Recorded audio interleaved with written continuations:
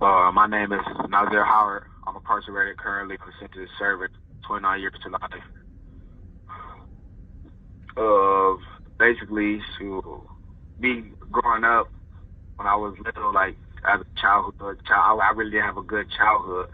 I mean, I had a loving childhood, but I just say I didn't have that unity like, as a parents, having a mom and dad around.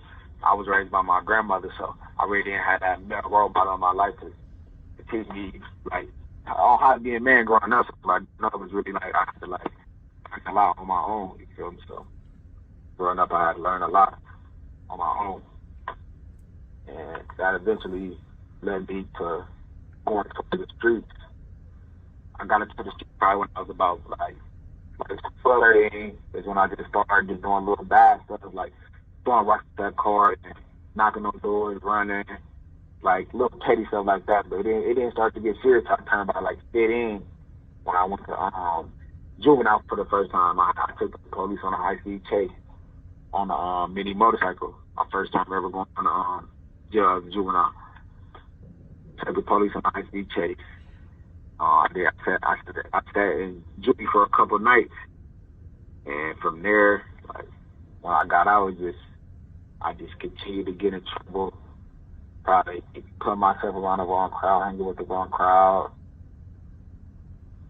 Just continue. I wasn't slowing down after that. I just kept continuing to head down the wrong path up until the time it led me to catch this case, which was probably about when I was like 17.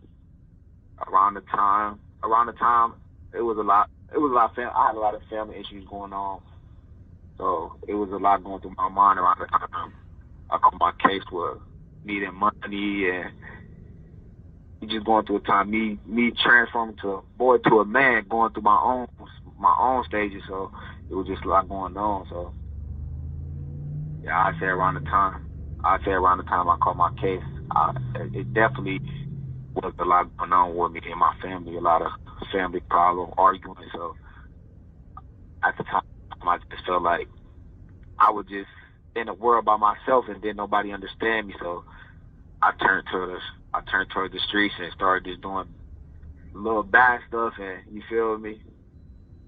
And it led me to, I guess, catching the case, you feel me? A murder case. Every day I sit in here though, you feel me? It just eat at me because I was 17 years old. It wasn't my intention. If I knew I would have been, you feel me, saying like this, and I regret every minute of that shit. Yeah, that shit cool for real. The first time I met dude, probably like, I mean, it happened so fast. I met him probably like a couple days prior, and then after that, within the next few days, I was going to do what I was going to do, I guess, because I wasn't really going to just commit a murder. I was just going to just get some weed, and that was it. But it turned into that once I got in the situation. It turned into that, and I had to defend myself, and things went left. But my intention was never to just go in this house and just kill this man. No, that was never my intention. I was just going to buy some weed, and that's it. And the situation escalated from there, and I had to defend myself beyond that point. Me and my victim, we really didn't have a lot of interaction with each other, but probably I'd say one time, and other than that, we didn't have a lot of interaction with each other. In that moment, right after, was going through my mind. I mean, I just couldn't believe it at the time. I was just like, wow, oh my God, like, dang, I ain't know that I can do this. Like, I just know if it ever came down to it that I'd be able to do this one time. I never know that I could, but like, I was just like just so shocked, and it was just a shock feeling, like I couldn't believe myself for even doing that. You feel me? It was a shock feeling. And the same night, like after I left, boom, and all that, like the same night I went home, it was just hard to sleep. I couldn't just sleep. Like my mind was just racing. I was just tossing and turning. I couldn't sleep at all. I mean, mostly coming out the house at nighttime, because obviously I wasn't trying to get caught or seen or none of that. I mean, it was just like, it was an uncomfortable feeling, like looking over your back and knowing that you could go to jail for any day, and not knowing how long you're going to get when you go to jail and how high it's going to go. And it's not a very comfortable feeling that you got to watch over your back every day and worry about is you going to get took away from your family. Like, that's not a good feeling. Like, it caused me a lot of stress during the time. Waking up every day worrying about, am I going to go to jail? Am I going to get took away from my family today? And I was young too. I was still a juvenile, so I still had sisters that I didn't want to disappoint. And so it was just a lot. So it definitely was hard though. It definitely was stressful. It took me by surprise because I was just walking down the street on the phone talking to my dude, and I looked to like over my right shoulder, and like a police cruiser coming up the street. So I don't say nothing. I just keep faking it out and keep walking. So he pulled up beside me and try to talk to me like, what's your name? But I keep going, act like I don't hear him. And he ended up jumping out of the car. Another police cruiser pulled up, jumped out the car. They ended up trapping me in. I got caught with a pistol from my victim. It was actually my victim. It was his pistol. The name was in his pistol. I got caught with that. And the day I got caught, I was just scared, I guess. I mean, I wouldn't say scared, but I was just nervous. Like, it was just a sad feeling, I guess. I basically went to jail. Well, got all my evidence, discovery package, boom.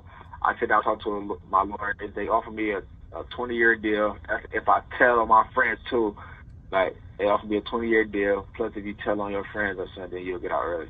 And I told them, like, no, I'm not doing that. Like, and they said, all right, well, you're going to take 15 to life, and it'll be up to the judge if he want to work consecutive or concurrent with your other case. And I got 2 cases too, a robbery too, and a murder. But he said it'll be up to the judge if you want to concurrent or consecutive with your other case. And the day I got sentenced, my victim family actually, they stood up and made a statement and read from their paper, and the judge actually took what they said into consideration and didn't end up running my sentence consecutive. He didn't end up running concurrent. He ran it consecutive, and now I'm in the situation I am today, talking to you right now. Yeah. I say family. I say being around family, love, good food, to like females, women, traveling. We're going to sleep in my own bed. You feel me? Simple things like that. Yeah, that's about it though. That's about it. That's about summing it up. So behind me is the home where the murder occurred, as I shown in the video. And really just a story of a young man who didn't really have a proper family structure and was just lost to the streets. I wouldn't call it an epidemic, but there is a lot of young men in this country who are shooting first and asking questions later. Absolutely unreal. Catch up with you in the next video. Peace out.